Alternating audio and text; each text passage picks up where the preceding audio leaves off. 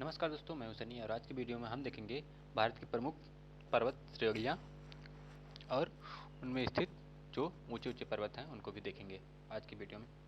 तो आइए स्टार्ट करते हैं। सबसे पहले स्टार्ट करेंगे यहाँ से। ये आपका कुल्लू माउंट रेंज है। उसके बाद ये रहा आपका हिंदू कुश पर्वत। आपका कुल्लू जो माउंट रेंज है ये आपका पड़ेगा पूरी तरह से आपका तिब्बत के पठार और चाइना में पड़ेगा। और आपका हिंदू कुश जो पर्वत है ये आपके मेनली यहाँ पाकिस्तान में पड़ेगा। और एक तरफ से ये भी देखा जाता है कि ये दोनों पर्वत जो हैं ये दोनों एक तरफ से भारत को एक ढाल की तरह बचाते हैं। जैसे उधर की जो बर्फीली हवाएं होती हैं उनसे बचाने के लिए एक तरफ से ढाल की तरह काम करते हैं भारत को बचाने के लिए। यही वजह है कि भारत में ठंड उतना अधिक नहीं पड़ती है, क्योंकि ये जो बड़े बड़े पर्वत हैं उधर से आने वाली जो हवाएं हैं, ठंडी हवाएं हैं, उनको रोक लेते हैं। बहुत ज़्यादा हद तक ये लोग भारत को ठंड से बचाने के कारगर होते हैं। ठीक, उसके बाद आपका देखते हैं ये रहा आपका काराकोरम रेंज। काराकोरम रेंज आपका ये रहा जो कि आपके लद्दाख में पड़ेगा। जो कि लद्दाख प्रेजेंट टाइम में भारत का एक यूटी वाला हिस्सा है। यूटी बोले तो केंद्र शासित प्रदेश है। इसमें आपका ये काराकोरम रेंज पड़ेगा। ये रहा आपका लद्दाख रेंज और ये रहा आपका जास्कर रेंज और ये रहा आपका कैलाश रेंज और ये रहा आपका शिवालिक रेंज। अब एक एक करके एक एक के बारे में देख लेते हैं। काराकोरम रेंज जो है इसमें आपका भारत का सबसे ऊंची जो पर्वत चोटी है केटू गार्डविन केटू ऐसे करके कुछ नाम है इसका, गार्डविन केटू केटू करके। इसमें ये भारत का सबसे ऊंचा जो पर्वत है ये है गार्डविन केटू। लेकिन प्रेजेंट टाइम में या प्रेजेंट टाइम क्या ऐसे बोला जाए, देखा जाए तो कंचनजंगा जो है ये भारत का सबसे ऊंचा पर्वत चोटी है। क्योंकि प्रेजेंट टाइम में ये भारत का हिस्सा नहीं है, क्योंकि ये पीओके का जो हिस्सा है, पीओके पाक ऑक्युपाइड कश्मीर, उसमें ये केटू आता है। जब हमारा हिस्सा ये हम लोग इतना ले लेंगे फिर से, तो ये हमारा सबसे ऊंचा पर्वत कौन सा हो जाएगा? केटू हो जाएगा। वैसे भी अभी है, बट मेनली अगर भारत के हिस्से में चूंकि ये नहीं है, इस पे पाक का अधिकार है, इसलिए ये मेनली अभी नहीं माना जाता है इस पे। इसलिए सबसे ऊंचा पर्वत भारत का कौन सा माना जाता है? कंचनजंगा माना जाता है। ठीक, और आगे देखते हैं। आगे ये रहा आपका नंगा पर्वत जो कि आपके लद्दाख और जास्कर रेंज के बीच पड़ेगा। नंगा पर्वत ये रहा आपका नंगा पर्वत। नंगा पर्वत आपका लद्दाख और जास्कर के बीच में पड़ेगा। जास्कर रेंज आपका ये रहा और जोजिला दर्रा जो है आपके जास्कर रेंज में ही पड़ेगा। सुलेमान रेंज जो है, सुलेमान जो रेंज है ये भी आपके पाकिस्तान में ही पड़ेगा। सुलेमान रेंज ये रहा आपका।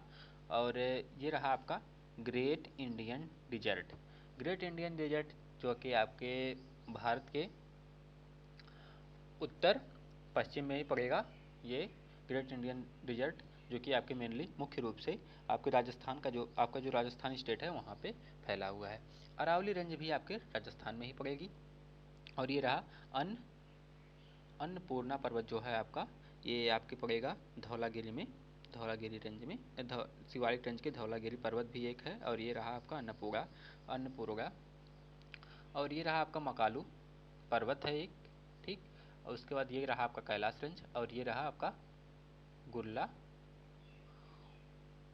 और ये रहा आपका माउंट एवरेस्ट। माउंट एवरेस्ट आपके जास्कर रेंज में ही पड़ता है मेनली, और शिवालिक रेंज के ऊपर ठीक ऊपर है ये, जो कि आपके विश्व के सबसे ऊंचा पर्वतों में इसका नाम शामिल है। इसका नाम शामिल ही नहीं, ये विश्व का सबसे ऊंचा पर्वत भी है, जिसकी ऊंचाई 8,850 मीटर है। लेकिन पहले इसकी ऊंचाई कितनी थी? 8,848 मीटर थी। लेकिन इसकी प्रेजेंट में जो ऊंचाई है वो बढ़ के 8,850 हो गई है। ऐसा क्यों हो रहा है? क्योंकि जो है आपका जो इंडियन प्लेटू है और आपका जो यूरोशियन प्लेटू है, इन दोनों का आपस में टक्कर हो रहा है, जिसकी वजह से जो मलबा है वो मलबा ऊपर आ रहा है, जिसकी वजह से ये हिमालय की ऊंचाई बढ़ रही है। और वही वजह है कि माउंट एवरेस्ट की भी ऊंचाई बढ़ रही है। ठीक, अब आगे देखते हैं। ये रहा आपका आगे कंचनजंगा आपका यहाँ हो गया। और इधर अब देख लेते हैं आपके पूरब में कौन कौन है। जैसे आपका ये रहा नामचा वर्मा। नामचा वर्मा आपका यहाँ रहा। नामचा वर्मा पर्वत जो है ये आपके चाइना में ही पड़ेगा। ठीक, इसके बाद देख लेते हैं, ये रहा डाफला हिल्स। डाफला हिल्स आपका यहाँ पड़ेगा। पटकाई बम जो आपका, पटकाई बम जो है आपके मेनली मुख्य रूप से ये अरुणाचल प्रदेश में पड़ेगा। नंगा हिल्स जो आपके नागालैंड है वहाँ पड़ेगा। मीजो हिल्स मिजोरम में पड़ेगा। ठीक। गारो खासी जयंतिया जो है ये भी मेघालय में पाया जाने वाला पर्वत है, और इन्हीं के नाम पे वहाँ की जनजातियाँ भी पाई जाती हैं। गारो खासी जयंतिया ये एक तरह की जनजात है। इन पर्वतों के नाम पे ही उन जनजातियों का नाम पड़ा है। और ये रहा आपका मैकालू पर्वत। ठीक। उसके बाद ये देखते हैं छोटा नागपुर प्लेटू जो है आपका, ये छोटा नागपुर प्लेटू आपका वहाँ पड़ेगा। मुख्य रूप से तो ये आपके पश्चिम बंगाल में पड़ता है, लेकिन इसका जो विस्तार है, छोटा नागपुर पठार का जो विस्तार है, छत्तीसगढ़ और झारखंड और इधर आपके वेस्ट बंगाल और कुछ हिस्सा आपके इधर भी पड़ता है। ठीक। इसके बाद देख लेते हैं आपका विंध्यन रेंज है, विंध्या रेंज। विंध्या रेंज आपके मुख्य रूप से मध्य प्रदेश के हिस्से में ही पड़ेगा, विंध्यन रेंज। और ये रहा आपका अरावली रेंज। अरावली रेंज आपका ये रहा, और ये रहा आपका विंध्यन रेंज। और ये रहा आपका गिर रेंज। गिर रेंज मुख्य रूप से आपके गुजरात में पड़ेगा। और सतपुरा रेंज आपका ये रहा, जो कि आपके मध्य प्रदेश और उसके नीचे जो है, जैसे आपका हो गया महाराष्ट्र हो गया, और उसके सटे जो राज्य हैं वहाँ पे मिलता है। महादेव हिल्स आपके सतपुरा हिल्स में ही पड़ेगा। महादेव हिल्स जो है, अरे सतपुरा रेंज में ही आपका महादेव हिल्स पड़ेगा। दक्कन प्लेटू आपका यहाँ पे है, जो कि भारत का दक्षिणी एरिया है, एक तरफ से मध्य एरिया ही हो पड़ेगा ये, तो जो आपका दक्कन प्लेटू है। और ये रहा आपका वेस्टर्न घाट। ठीक। वेस्टर्न घाट मतलब पश्चिमी पठार, पश्चिमी घाट जो है आपका ये हो गया पश्चिमी घाट। और ये रहा आपका इधर जो पश्चिम के साइड में है ये वेस्टर्न घाट हो गया, और जो इधर के साइड में ईस्टर्न घाट हो गया। आपका पूर्वी घाट ये है, और ये रहा आपका पश्चिमी घाट। ठीक। और ये रहा आपका नीलगिरी हिल्स। और ईस्टर्न घाट में ही देखेंगे आपका नॉर्दर्न कॉरियर ईस्टर्न घाट में है। ठीक। ईस्टर्न बोले तो पूर्वी घाट में आपका नॉर्दर्न कॉरियर है, सर्कर है। महेंद्रगिरी हिल्स आपका किस में पड़ता है, ये आपका ईस्टर्न घाट में ही पड़ेगा। कोरोमंडल कोस्ट जो आपका, ये भी आपका ईस्टर्न घाट में ही पड़ता है। ये कई पेपर में ही पूछा भी जाता है कि आपका कोरोमंडल जो कोस्ट है वो किस में पड़ता है, पूर्वी घाट में पड़ेगा या फिर पश्चिमी घाट में पड़ेगा। तो ये आपका पूर्वी घाट के तरफ है कोरोमंडल तट, जिसका विस्तार आप देख सकते हैं यहाँ।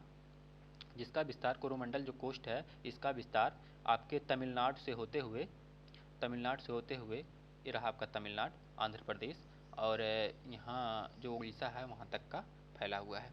और ये रहा आपका वेस्टर्न घाट में कोंकण एंड मालाबार कोस्ट। कोंकण जो आपका ये मुख्य रूप से आपके जो हो गए महाराष्ट्र और कर्नाटक वहाँ तक फैला हुआ है, और जो इधर हो गए ये कर्नाटका और केरल के बीच में ही फैला हुआ है आपका मालाबार कोस्ट। ठीक। और इधर आप देख सकते हैं ये रहा आपका अरेबियन सी। ये हो गया आपका अरेबियन सी, जिसमें भारत की मुख्य रूप से जो भारत की दक्षिणी नदियां हैं, इसमें नर्मदा और ताप्ती ये आके आपके अरेबियन सी में गिरती हैं। बाकी जो जितनी नदियां हैं दक्षिण की और उत्तर की भी कई नदियां हैं जो आके आपके बे ऑफ बंगाल में गिरती हैं। ठीक।